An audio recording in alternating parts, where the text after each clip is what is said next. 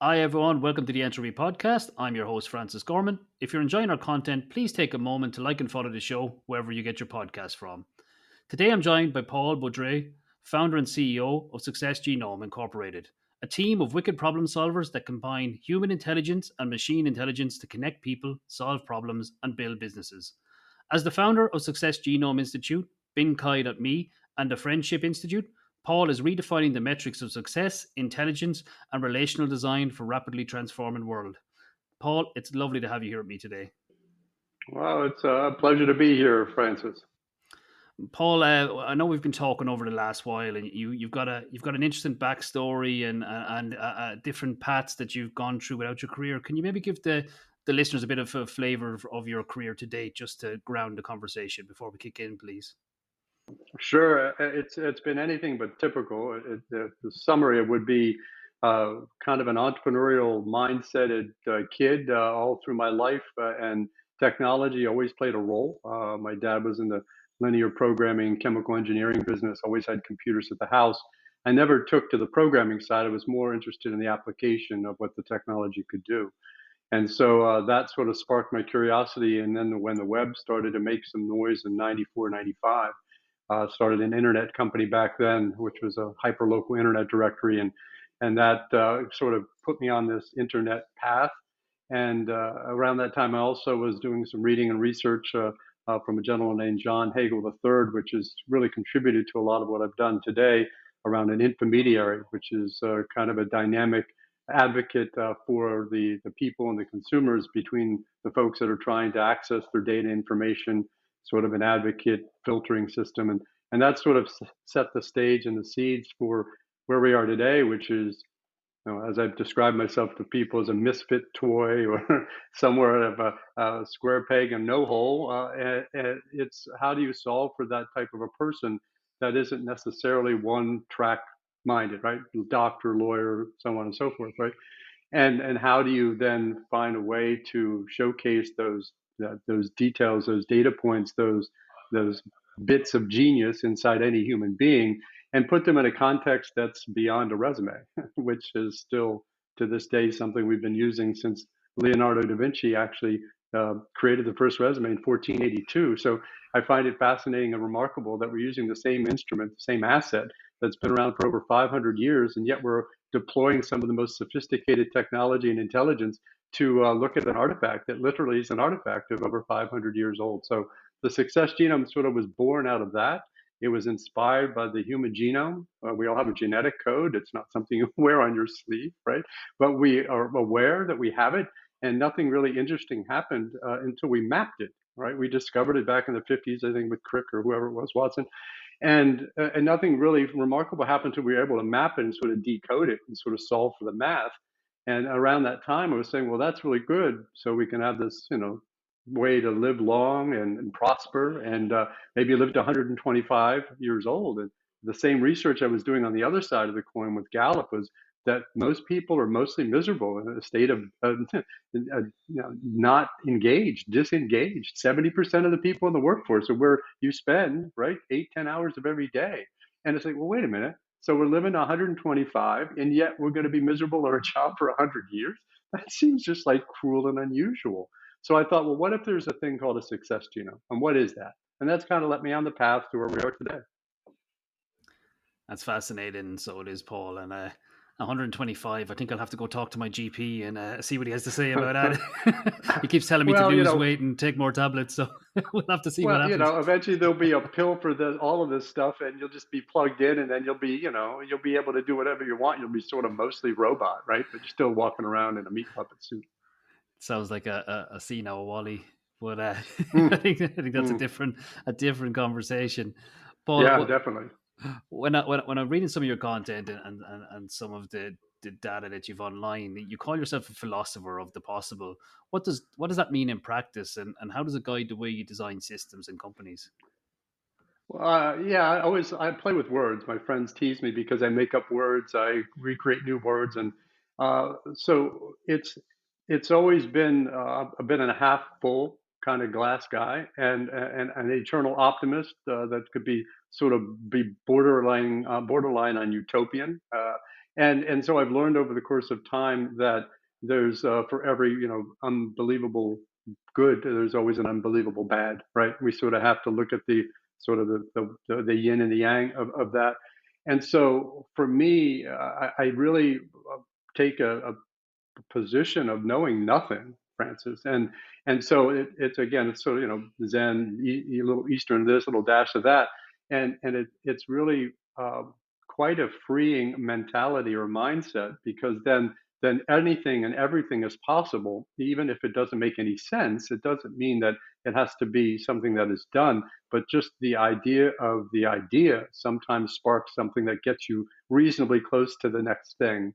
And so for me, I'm more about questions. People ask me for answers, and I don't have any. And so I always respond with a question, and then ultimately either the answer becomes self-evident, and they realize it in the conversation, or there wasn't really an answer to the question at the time because I don't have any answers.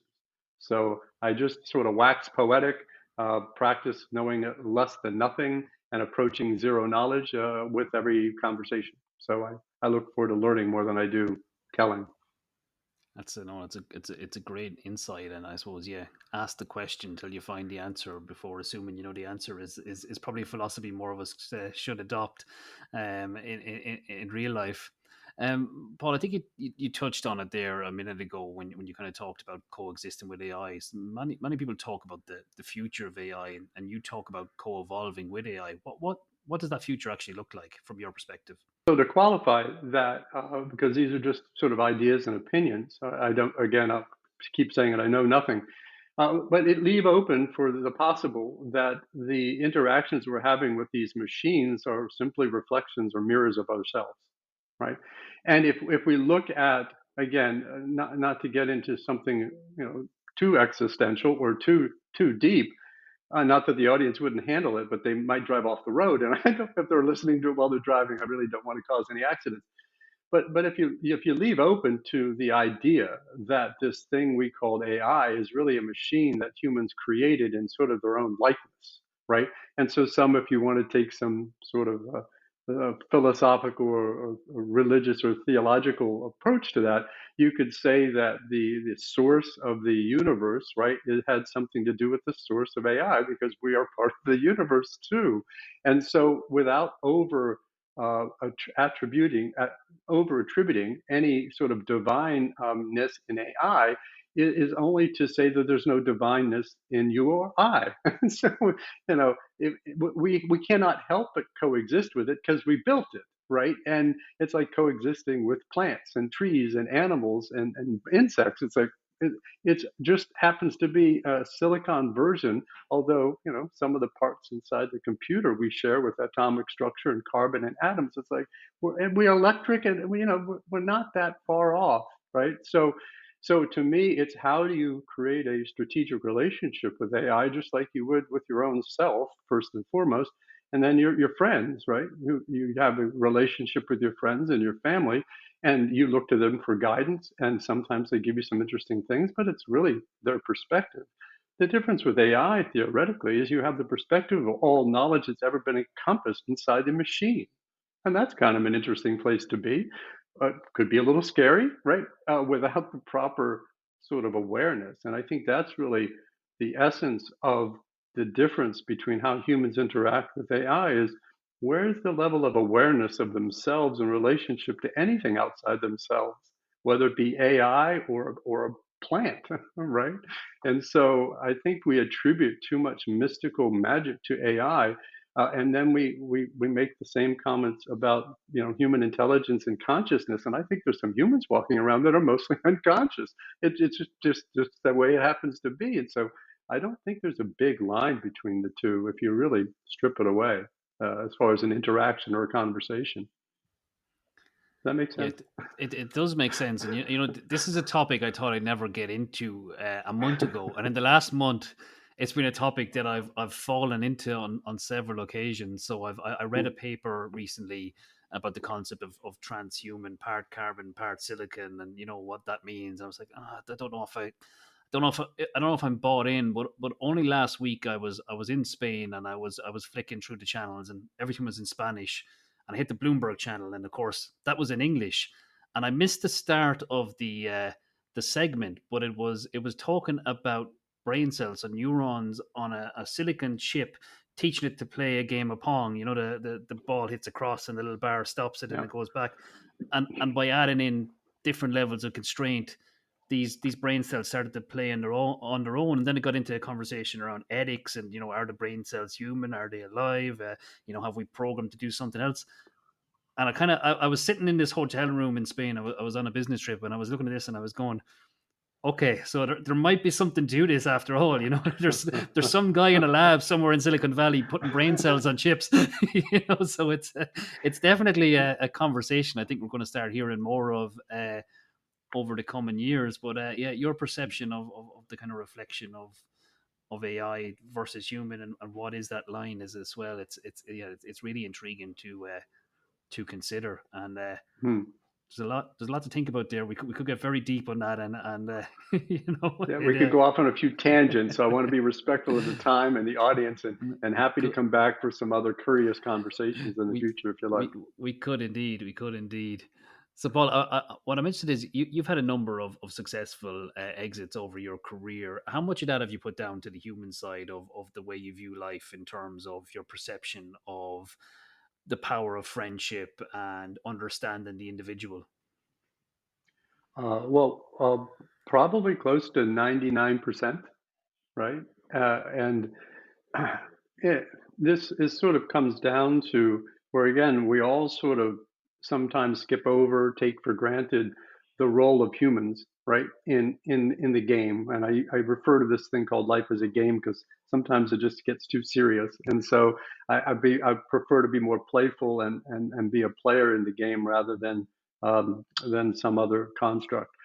And so if you look at how we evolved, right, from the beginning of time, right, from a you know collaboration, being able, again, back down in the day when we're hunters and gatherers, and the ability to collaborate and cooperate and create sort of a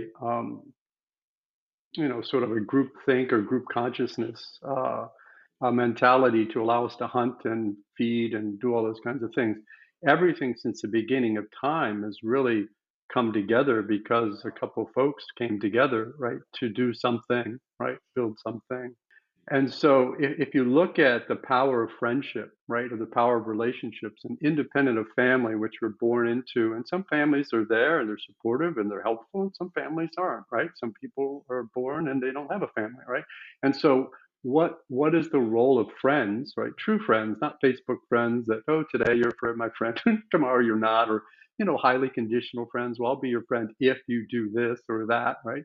But if you could find six core friends, kind of like the military does with, SEAL Team 6 and Special Forces, they got your back, right? Literally, they'll run in front of bullets, leave no one behind. Now, we hope that we don't have to take that level of intensity in our regular everyday life. But what if we could bring a modicum of that over into how we interact outside of the military, right?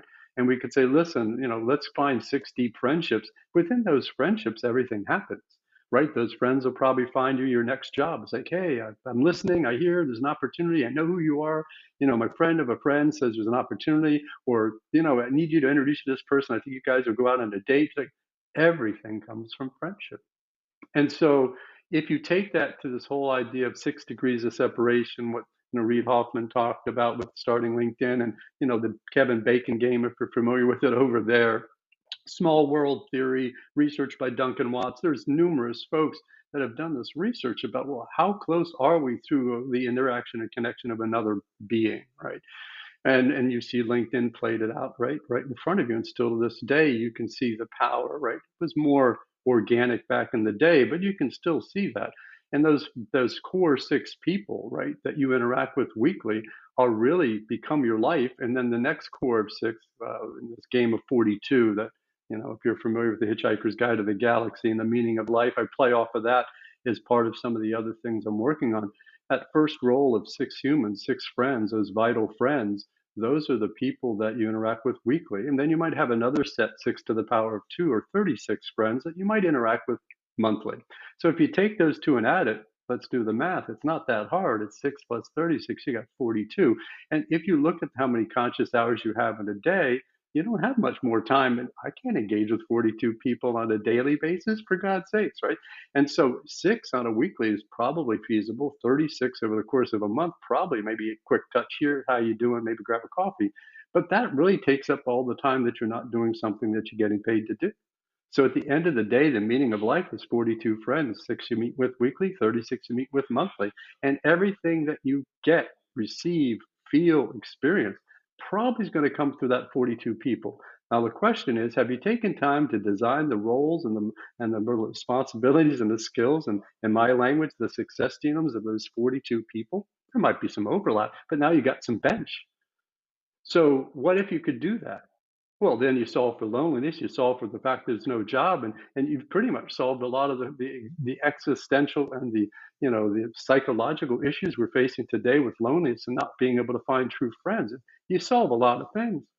And so if we just focused on that and played the game, the world would be different. I'm not saying it's better or worse. Who am I to say that? I don't know anything. So, that's the idea. Everything is through friends. Everything. If you take a step back, you never did anything on your own. Not one thing.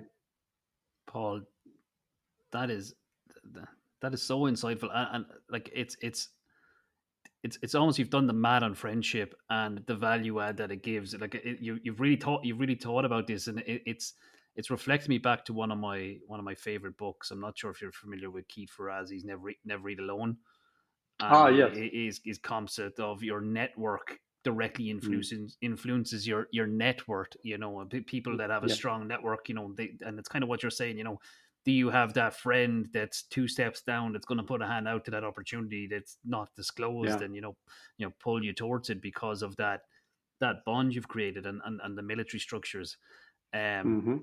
I'm never going to think about friendship the same again. You've added, because that book is one of my favorites. You've just added a different layer of abstract thinking on top of it that's really beneficial, and actually thanks very much for that. I really do. Thanks for asking. I really do appreciate it. That's I wasn't expecting to get that away, but now that I have it, I'm going to mull it over and see what else falls out there. So I'm thinking for startups and for founders and for business owners, are they getting it wrong when they're looking at building networks, building teams, building ecosystems for success? Are we stuck in a corporate mindset that's not really beneficial to induce the levels of success that we could have if we retaught the structures and aligned them more like the military, or align them back to your kind of perception of how to build kind of strong teams with overlapping disciplines, that you have that concept of benched equity there? Sure. Well, so first of all, I would never presuppose that I know when anything is right or wrong, right? So let's do the philosophical art of the possible here, right? So we can just leave open to the possibility that would be different, right? And you just listening to yourself say what you just said, it sounded very logical, like, what, of course, it would make perfect sense, right? And so sometimes we sort of skip over the things and we make some assumptions, or we just leave some things out. Mostly we leave a question or two out. And if you look at the incubator, the startup ecosystem, it's been on the same sort of model recipe for a long time. You could say since the beginning of time, it's not really changed a whole lot. And they seem to be satisfied. If you look at the super angel networks, of 2 out of the 20 actually making money. So there's someone 25 to 50K, put $1 million to work, feeling like you're a player. And I'm not taking away from that ecosystem, but it's woefully inefficient and terribly not productive, terribly, right?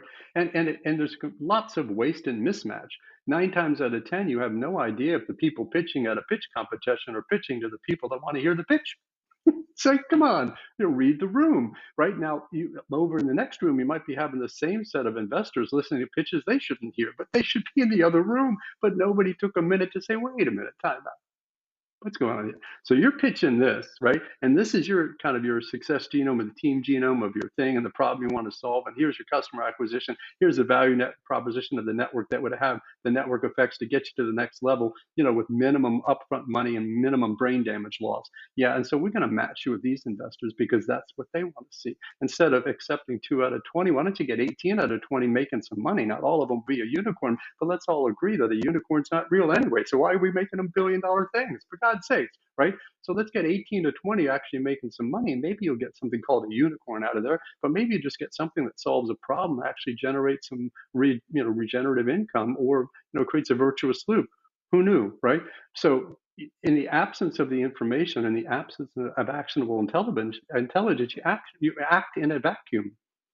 And so why would you do that? Are you happy with the flip of a coin or less?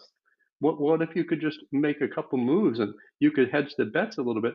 Instead of being 50-50, it's 60-40 to your favor.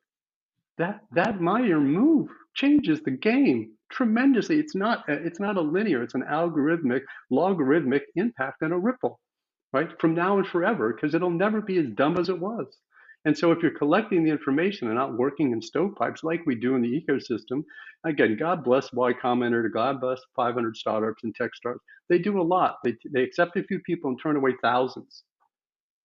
Okay? Give me everybody you turn away. Let's create an incubator that optimizes all that brilliant talent and all those ideas, some of which might be just great hobbies or small businesses that could support something in a community. But there's nothing wrong with that. Let's look at what's going to happen, or what's happening as it relates to the cannibalization of things we thought we used to do for work for 8 to 10 hours a day.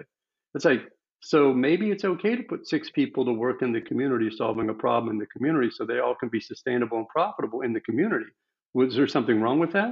Well, if you did that at scale in every community on the planet, you could say that that collectively is more than a unicorn. That's something we don't even know what to call. That just becomes a regenerative ecosystem and a virtuous loop. And then we don't have to worry so much about some company not hiring me or hiring me. And we just replaced that entire process, which is completely idiotic anyway. The whole hiring process that we still use today is completely ass backwards, and it's finally caving in on itself. But it's gonna be a slow, protracted death. It can't come fast enough, but there's nothing to replace it yet. Yet. Sam Altman has threatened, which I hope he follows through, and everyone follows the path, which is like, why in the world would you ever do that when just have the job come to you based on what? I want to answer that. I want to offer up an option. Here's the what: a success genome, not a resume that may somebody AI rate up so an AI could read it, so a human never talks to anyone. I mean, come on, it's just silly. And Paul, Anyway, so I think you've scratched on something that I'm seeing a lot of at the moment, and that's the careers market. And I'm reading repeatedly across my US and European network. I've applied for 80 jobs. I've applied for 70 yeah, jobs. I've had no replies. I've had no response. The hmm jobs aren't real.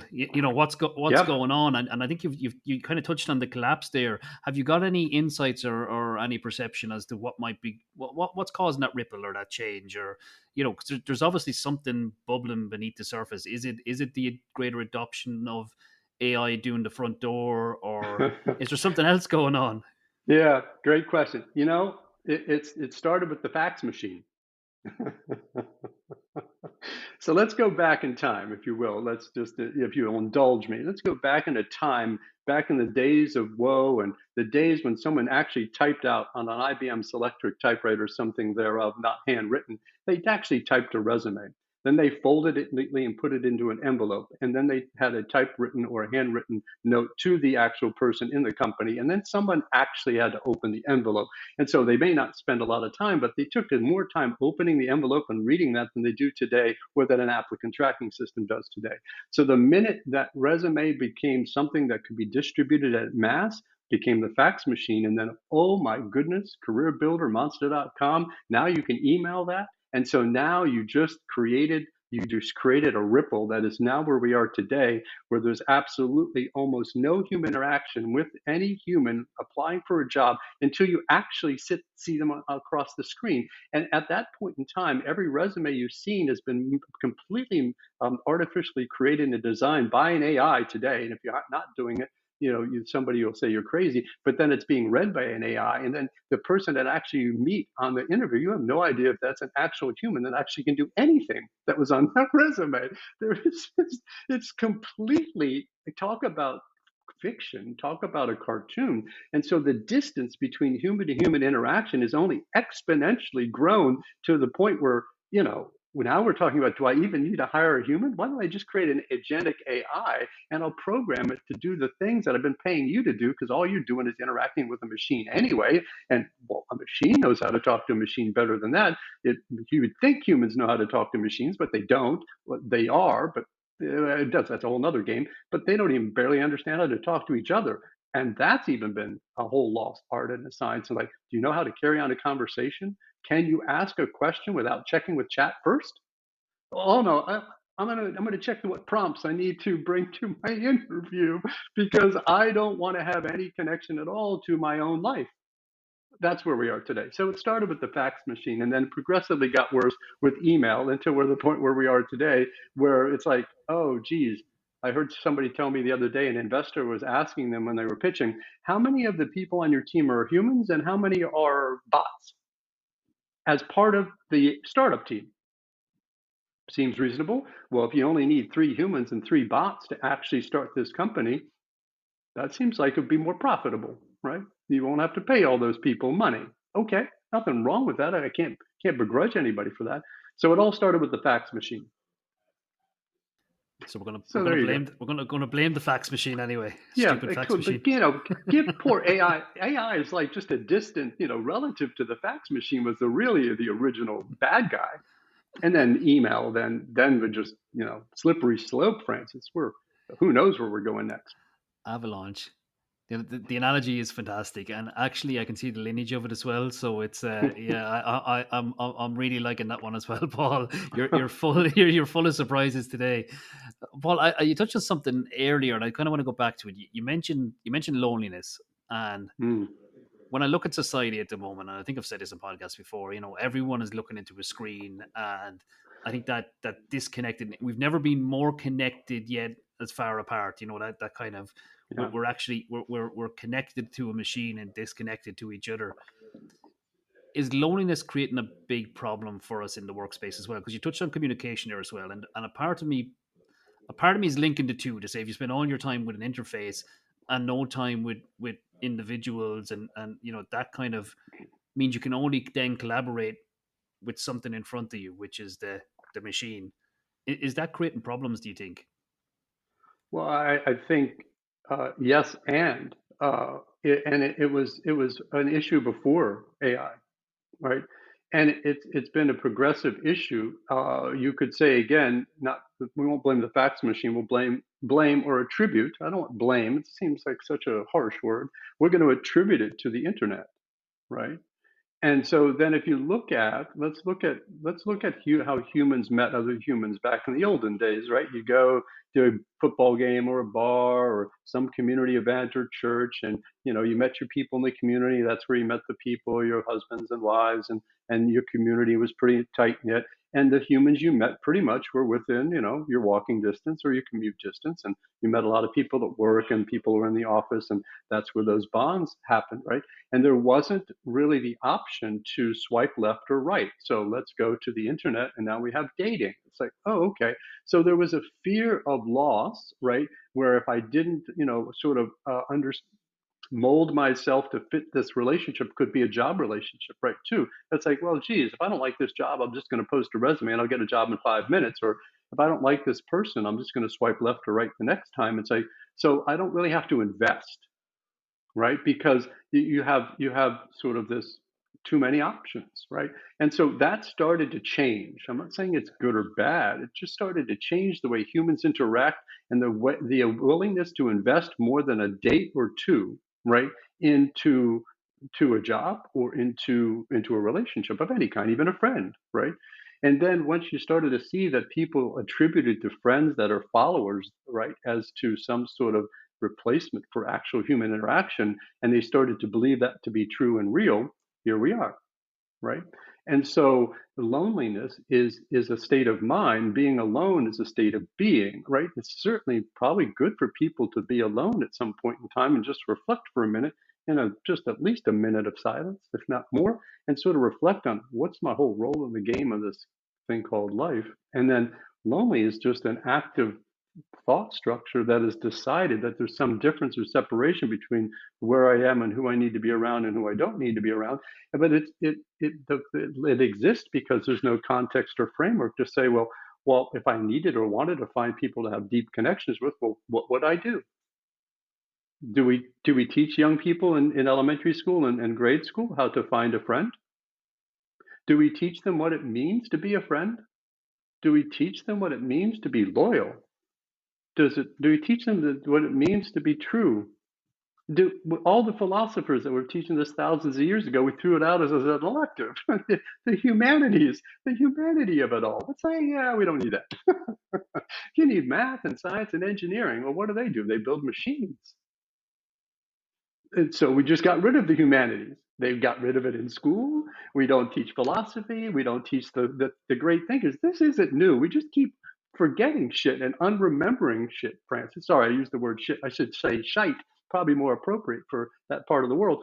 So it's like, oh, well, there is no humanity in these games. Very little, and it's been appropriated by other things. And so even in a room full of humans, even with 1 million followers, I mean, not to bring up actual humans, but you see people that are notable celebrities that you think, I look at some of the ones that, Anthony Bourdain was just a crushingly sad thing, right? Here's a guy that, whoa, what a great story. And he's going around the world. He's talking to humans and food. I mean, he's like living like an engaged life on the surface, right?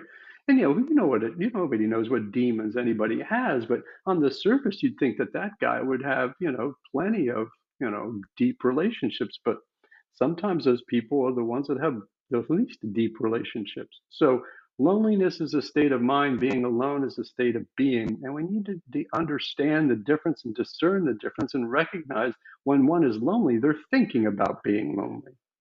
They might be alone. It's like, I'm okay being alone. It's like, well, what is it you feel like you're missing? Well, I don't know. Some companionship. Okay, well, if you had your 6 core friends, one of them would probably pick up the phone. And hey, if you're ever lonely, Francis, just say, hey, Paul, you got 10 minutes to talk about something completely inane and silly, and maybe we could laugh, because we don't laugh enough either. That's another issue, Francis. We just don't laugh enough. I think we should prescribe this. If you want to prescribe something, maybe Big Pharma will get behind it, although they won't be able to make any money, but maybe just for good relations. It's like, I want to have the doctor prescribe a laugh in the morning and at midday and then before you go to bed. Okay. Again, not just a fake laugh. Well, even that could help. But, why don't we just do that and then get 6 friends? Yeah, then a lot of these other problems. Well, here's the problem. Like, not anything against the drug industry, but those guys are going to be upset because they have a lot of pills to solve for a lot of these problems. So, in some ways, it's not in their best interest from a financial perspective for us to be too happy. But it's Oh very my! very Sorry, refreshing, very refreshing to hear you talk about too these much coffee, topics. man. I don't know. I'm past my midday supply now, so I can't drink any more coffee today, or I'll definitely be going for a tablet to slow my heart down. There But you go. I'm just listening to you here, and really what you're saying is we need to invest some human capital into each other, or it gets diminishing returns, and I think your example of you can't swipe left or swipe right, and that's that problem resolved. And I remember I met my wife at a dog race, a charity night for dog Hmm. race, and I often say to her I took a punt on her, and she doesn't like that, but it's true. I asked her for dinner, and she thought I was a serial killer, so she agreed to be go to the cinema instead. At least then, if it didn't work out, Nice. she didn't have to talk to me. So it was a I it, admire you know her, her pause and her deep research, right? Her or, vetting the person first. or vetting exactly. So I think yeah, you to invest a little bit of pain up front to get the outcome. But many years later, we're happily married with 2 kids, so it was Wonderful. worth the investment. Paul, Mm. look, it was really lovely having you on, and I really thoroughly enjoyed the conversation.